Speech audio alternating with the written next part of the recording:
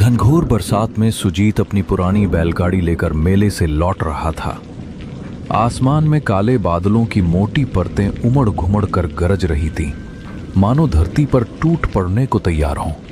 बिजली की चमक जब जब आसमान को चीरती, पूरा जंगल पल भर के लिए सफेद उजाले में नहा उठता और फिर अगले ही क्षण और भी भयावना अंधकार में डूब जाता।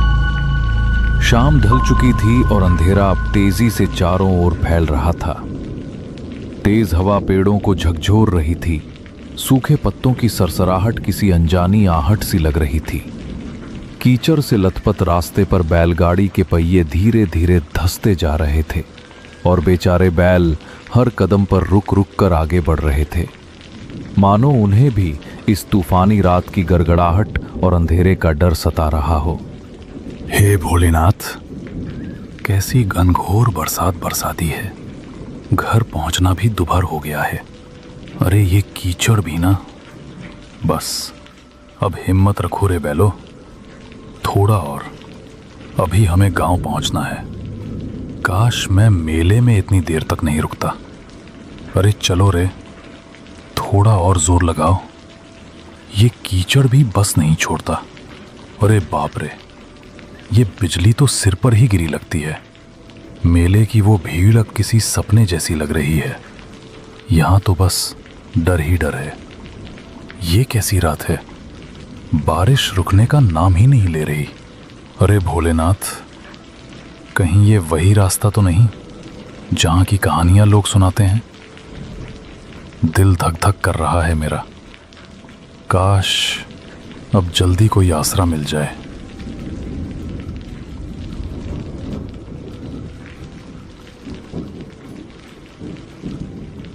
बारिश अब और भी तेज होती जा रही थी। बूंदें इतनी वेग से गिर रही थीं कि चेहरे पर पड़ते ही हल्की सी चोट का एहसास होता था। आसमान में बिजली बार बार चमक रही थी और बादलों की गड़गड़ाहट से धरती जैसे कांप उठती थी। चारों ओर सन्नाटा पसरा हुआ था।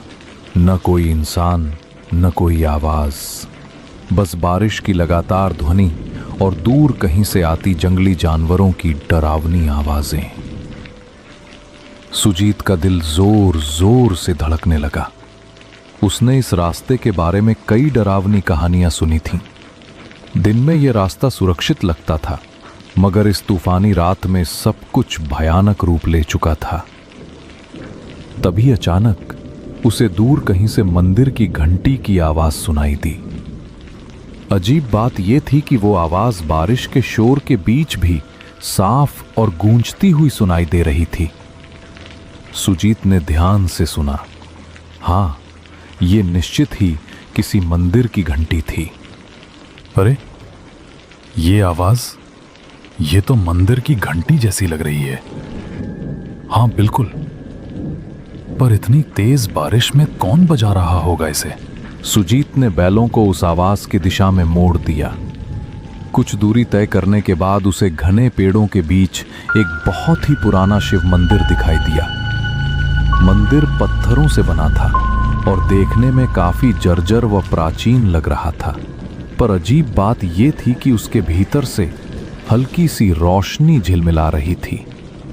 सुजीत ने अपनी बैलगाड़ी मंदिर के पास रोकी और उत्सुकता व डर के मिले जुले भाव के साथ जल्दी से मंदिर के अंदर चला गया।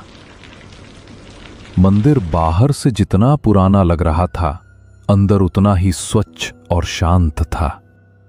शिवलिंग के सामने अगरबत्तियां जल रही थीं और चारों ओर दूध और चंदन की हल्की सी खुशबू फैली हुई थी। ऐसा लग रहा था जैसे किसी ने अभी अभी पूजा की हो, मगर वहां कोई दिखाई नहीं दे रहा था। कोई है यहां? कृपया बाहर आइए। मैं रास्ता भटक गया हूं। बारिश बहुत तेज हो रही है। रास्ता कीचड़ में डूब गया है। बैल भी थक गए हैं। अगर थोड़ी देर यहीं रुक जाऊं तो कोई आपत्ति तो नहीं? अजीब है, मंदिर में रोशनी जल रही है, अगरबत्तियां भी सुलगी हैं, फिर कोई दिख क्यों नहीं रहा? कुछ देर बाद मंदिर के पीछे वाले कमरे से एक वृद्ध साधु प्रकट हुए, जिन्होंने गेरुए वस्त्र धारण कर रखे थे। उनकी लंबी सफेद दाढ़ी छाती तक लटक रही थी और माथे पर त्रिपुंड का गाढ़ा चिन्ह बना था। उनकी आंखों में गहरी शांति थी, पर चेहरे पर किसी गहरी चिंता की छाया साफ झलक रही थी। कौन हो तुम बेटा? इस तूफानी रात में यहां कैसे आ पहुंचे? महाराज, मैं पास के गांव से लौट रहा था। मेला देर तक चला गया, इसलिए देर हो गई। रास्ते में इतनी भयंकर बारिश शुरू हो गई कि कुछ सूझा ही नहीं। तभी मंदिर की घंटी की आवाज सुनी और यहां चला आया। वे कुछ क्षणों तक सुजीत को निहारते रहे, मौन और स्थिर। फिर धीरे धीरे शांत स्वर में बोले, इस समय जंगल में रुकना उचित नहीं है। ये जगह दिन में भले शांत लगे, पर रात में इसका रूप बदल जाता है। हर आवाज का यहां कोई ना कोई अर्थ होता है और हर सन्नाटे में कोई छिपा हुआ स्वर। बेटा, अगर तुमने बाहर की घंटी सुनी है तो जान लो, वो हर किसी को नहीं बुलाती। मगर महाराज, आप कह रहे हैं कि वो घंटी हर किसी को नहीं बुलाती। इसका क्या मतलब है? साधु ने एक गहरी सांस ली। उनकी आंखों की शांति अब गंभीरता में बदल गई। कुछ पल तक वे मौन रहकर सुजीत को ध्यान से देखते रहे, मानो उसके भीतर कुछ खोज रहे हों। फिर धीरे से बोले, बेटा, आज की रात यहीं मंदिर में रुक जाना। बाहर तूफान अभी थमने वाला नहीं है। मगर मेरी बात ध्यान से सुन। आधी रात के बाद अगर कोई आवाज सुनाई दे, चाहे कोई पुकारे, रोए या तुम्हारा नाम ले, किसी भी हालत में इस मंदिर की सीमा के बाहर मत जाना। याद रखना, हर आवाज इंसान की नहीं होती। सुजीत को साधु की बात कुछ अजीब जरूर लगी, पर उनके चेहरे पर झलकती गंभीरता देखकर साफ महसूस हो रहा था कि वे मजाक नहीं कर रहे थे। जी महाराज, मैं आपकी बात का ध्यान रखूंगा। चाहे कैसी भी आवाज क्यों ना सुनाई दे, मैं मंदिर के बाहर कदम नहीं रखूंगा। उसने मन ही मन सोचा कि शायद रात में यहां जंगली जानवर आ जाते होंगे, इसलिए साधु महाराज उसे डराकर सावधान करना चाह रहे हैं। साधु ने उसे पास के एक कोने में बैठने के लिए कहा। फिर वे अंदर चले गए और थोड़ी देर में एक थाली में कुछ ताजे फल लेकर लौटे।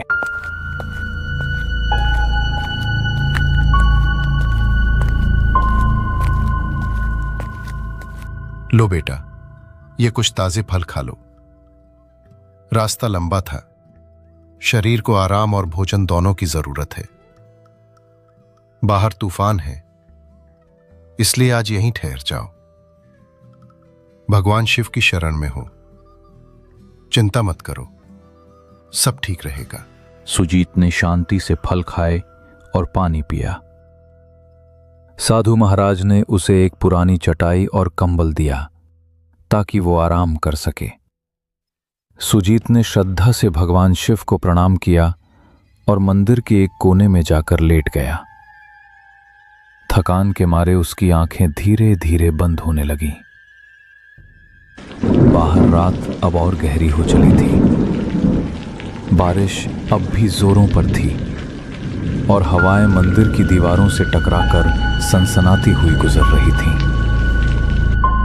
सुजीत नींद में जाने ही वाला था कि अचानक उसे एक अजीब सी आवाज सुनाई दी। पहले तो वो बहुत धीमी थी, पर कुछ ही पलों में वो आवाज धीरे धीरे तेज होती चली गई। सुजीत बेटा, बाहर आ जा।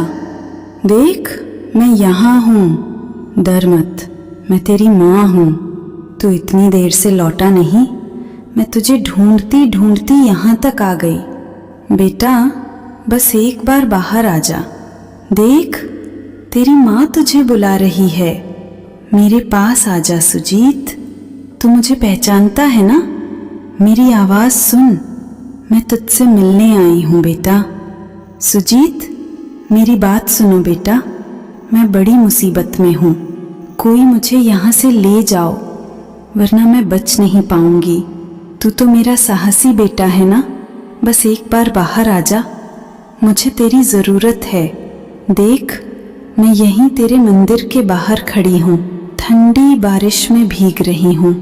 जल्दी आ बेटा, मुझे बचा ले। सुजीत की आंखें अचानक खुल गईं। वो चौंक कर उठ बैठा। उसके चारों ओर सन्नाटा पसरा था, पर वो आवाज अब और स्पष्ट सुनाई दे रही थी। अजीब बात यह थी कि वो आवाज किसी और की नहीं, बल्कि उसकी अपने मां की आवाज जैसी लग रही थी। ये आवाज मां की लग रही है, लेकिन मां यहां कैसे हो सकती है? नहीं, ये सच नहीं हो सकता। वो तो गांव में थी, पर अगर सच में वो हैं तो मैं कैसे अंदर बैठा रहूं? हे शिव शंकर, अब मैं क्या करूं? बाहर जाऊं या नहीं? सुजीत का दिल जोर जोर से धड़कने लगा, मानो उसकी छाती से बाहर निकल आएगा। डर और जिज्ञासा दोनों उसके मन में एक साथ उमड़ने लगे। सुजीत उठ खड़ा हुआ और धीरे धीरे मंदिर के दरवाजे की ओर बढ़ने लगा। उसका हाथ दरवाजे की ओर बढ़ रहा था, जबकि मन भीतर से कह रहा था, शायद बाहर अगर मां है और अगर सच में उन्हें मदद चाहिए तो मैं कैसे ना जाऊं। तभी अचानक किसी ने उसका हाथ कसकर पकड़ लिया। सुजीत सिहर उठा, पीछे मुड़ा तो देखा साधु महाराज उसके पीछे खड़े थे। उनकी आंखों में गहरी गंभीरता और एक अनकहा डर झलक रहा था। रुको बेटा, एक कदम भी बाहर मत रखना। मैंने तुम्हें पहले ही चेतावनी दी थी। जो आवाजें बाहर से आती हैं वे इंसान की नहीं होती, चाहे वो तेरी मां की ही क्यों ना लगे। महाराज, पर वो तो सच में मेरी मां की आवाज थी। वही पुकार रही थी मुझे, कह रही थी कि वो मुसीबत में है। अगर सच में वो हैं तो मैं उन्हें ऐसे कैसे छोड़ दूं? वो तेरी नहीं है, ये छाया तुम्हारे मन को पढ़ लेती है बेटा। ये उसी की आवाज निकालती है जिसके लिए तेरे दिल में सबसे गहरा प्रेम हो। ये जानती है कि तेरे मन में अपनी मां के लिए कितना स्नेह है, इसलिए उसी का रूप धारण करके तुझे बुला रही है। कई यात्री इसके इस छल में फंस चुके हैं और फिर कभी लौटे नहीं। सुजीत बेटा, तू मुझे क्यों नहीं सुन रहा? सिसकियों की आवाज हवा में घुलती है। मैं बहुत दर्द में हूं, तेरी मां हूं मैं। देख, मैं यहीं बाहर हूं, बारिश में भीग रही हूं। रोने की धीमी टूटी हुई आवाज सुनाई देती है। मुझे अकेला मत छोड़ बेटा, बस एक बार बाहर आ जा। अगर तू नहीं आया तो मैं बच नहीं पाऊंगी सुजीत। महाराज, छोड़ दीजिए मुझे। वो मेरी मां है, उनकी आवाज मैं पहचानता हूं। आप समझ नहीं रहे, वो मुसीबत में है। मुझे उनकी मदद करनी ही होगी।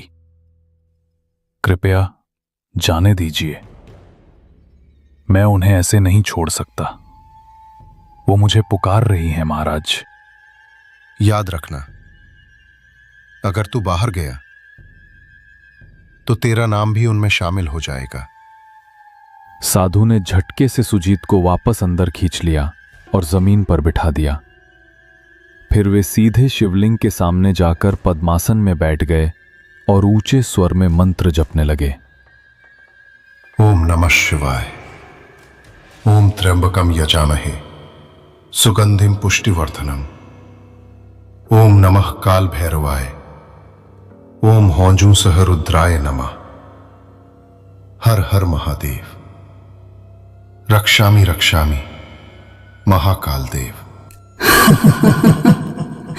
पंडित, तुम कितना भी मंत्र जाप कर लो, मुझे नहीं रोक पाओगे। मैं फिर आऊंगी, बार बार आऊंगी, जब जब कोई इस मंदिर में कदम रखेगा मैं उसे पुकारूंगी। तुम मुझे बांध नहीं सकते, मेरी छाया हर दिशा में फैली है, हर हवा में मेरा नाम गूंजता है। ओम नमः शिवाय। उनके मंत्रों की गूंज पूरे ओम मंदिर में त्र्यंबकम फैल यजामहे, गई। सुगंधिम पुष्टिवर्धनम। दीवारें मानो उस ध्वनि से कांप उठी। ओम नमः काल भैरवाय। धीरे धीरे ओम बाहर मौजू की आवाज सहरुद्राय धीमी नमः। पड़ने लगी, हर हर मगर महादेव। पूरी तरह से थमी नहीं। रक्षामि रक्षामि। साधु ने मंत्र जाप महाकाल जारी रखा। उनके माथे पर पसीने की बूंदें चमकने लगी थीं और पूरा मंदिर एक अजीब रहस्यमयी ऊर्जा से भर गया था। सुजीत डर के मारे कांप रहा था। उसका दिल तेजी से धड़क रहा था। अब डर मत करना बेटा, वो शक्ति अब लौट गई है। इस मंदिर की रक्षा स्वयं भोलेनाथ करते हैं। तुम अब निश्चिंत होकर सो जाओ, मैं यहीं बैठा रहूंगा। कुछ देर बाद बाहर की सारी आवाजें एकदम थम गईं। अब बस बारिश की लगातार गिरती बूंदों की आवाज रह गई थी। सुजीत कांपते हुए वापस अपनी चटाई पर लेट गया, मगर उसकी आंखों में नींद कहां थी। वो पूरी रात जागता रहा। हर आहट पर उसका दिल सहम उठता था। जब सुबह की पहली किरण मंदिर के अंदर पहुंची तो सुजीत धीरे धीरे उठा और बाहर निकल आया। बारिश अब थम चुकी थी, लेकिन मंदिर के चारों ओर जमीन पर अजीब से पैरों के निशान बने हुए थे, जैसे कोई अनजानी चीज रात भर मंदिर के इर्द गिर्द घूमती रही हो।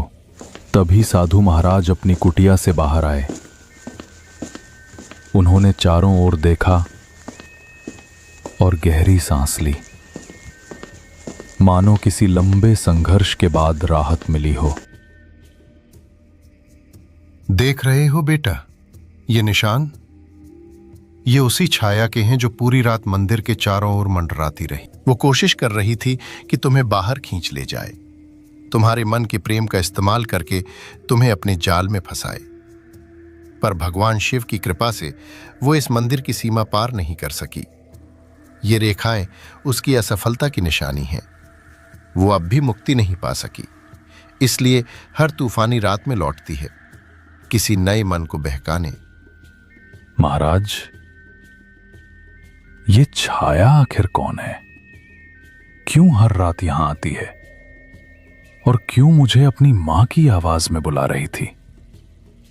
इसका क्या रहस्य है? इसकी पिछली कहानी क्या है? बेटा, ये छाया कोई साधारण आत्मा नहीं है। कभी ये भी एक इंसान थी, एक औरत जो अपने पति की मौत के बाद पागलपन की हद तक टूट गई थी। कहा जाता है कि वो अपने दुख में इतनी डूब गई कि उसे जीते जी शांति नहीं मिली। एक तूफानी रात में उसने इसी जंगल में अपनी जान दे दी। तभी से उसकी आत्मा इस जगह से बंध गई। वो अब भी अपने अकेलेपन और दर्द से मुक्त नहीं हो पाई है। वो अपने दर्द में सबको शामिल कर लेना चाहती है। वो जानती है कि इंसान का सबसे बड़ा प्रेम किससे होता है? अपने अपनेपन से, अपनी मां से, अपने बच्चों से। इसलिए वो उसी आवाज में पुकारती है ताकि जो सुन ले वो खुद को रोक न सके। कई यात्री उसके इस छलावे में फंस चुके हैं और फिर कभी लौटे नहीं। वही सब उसकी छाया में समा गए, उसी के दुख का हिस्सा बन गए। बेटा, अगर मैं तुम्हें रोका ना होता तो सुबह तक यहां तुम्हारे पैरों के भी निशान नहीं मिलते और तुम्हारे बैल वहीं के वहीं खड़े रह जाते। सुजीत के रोंगटे खड़े हो गए। सुजीत ने कांपते हाथों से साधु के चरण छुए। साधु महाराज, अगर आप मुझे नहीं रुकते तो पता नहीं मेरा क्या होता। साधु महाराज, आपने मेरी जान बचाई है। अगर आप ना होते तो आज मैं जिंदा नहीं होता। मैं आपका आजीवन ऋणी रहूंगा, इसे मैं कभी नहीं भूलूंगा। बेटा, मुझे नहीं, भगवान शिव को कहना। उन्हीं की कृपा से तुम आज सुरक्षित हो। याद रखना, उस छाया से बचने का एक ही उपाय है, श्रद्धा और विश्वास। ये दोनों कभी मत भूलना। सुजीत ने भगवान शंकर की मूर्ति के पास जाकर श्रद्धा से प्रणाम किया। फिर वो बाहर आकर अपनी बैलगाड़ी के पास पहुंचा। दोनों बैल सुरक्षित खड़े थे, जैसे रात की भयानक घटनाओं से अनजान हो। उसने बैलगाड़ी तैयार की,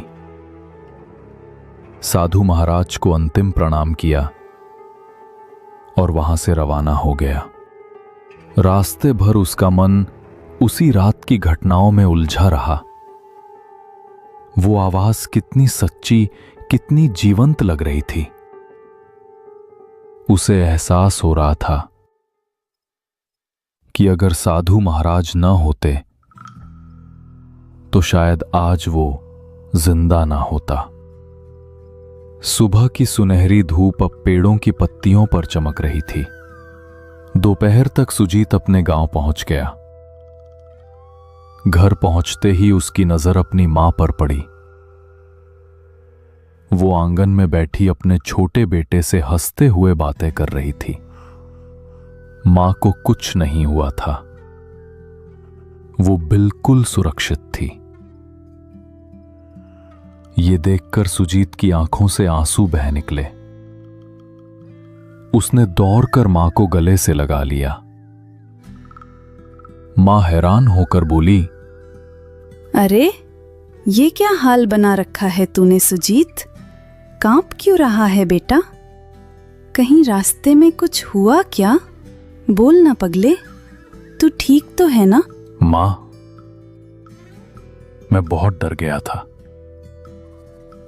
रात भर तुम्हारी आवाज सुनाई देती रही, इतनी सच्ची, इतनी करीब, जैसे तुम मुझे बुला रही हो।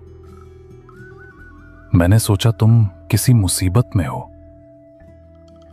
अगर साधु महाराज मुझे न रोकते तो शायद मैं आज तुम्हारे सामने न होता। सुजीत ने अपनी मां को रात की सारी घटना बताई। उसकी बात सुनकर मां की आंखों में डर और हैरानी दोनों छलकने लगे। धीरे धीरे ये खबर पूरे गांव में फैल गई। सबको मालूम हो गया कि उस जंगल में रात के समय कुछ अनहोनी घटती है। तब से किसी में भी इतनी हिम्मत नहीं रही कि अंधेरा होने के बाद उस रास्ते पर कदम रखे। अगर कोई अनजान यात्री भटक जाता तो गांव वाले उसे शिव मंदिर का रास्ता दिखा देते, जहां साधु महाराज निवास करते थे। अब सुजीत हर महीने मंदिर जाता, श्रद्धा से साधु महाराज के चरण छूता और पूजा का सामान व फल अर्पित करता।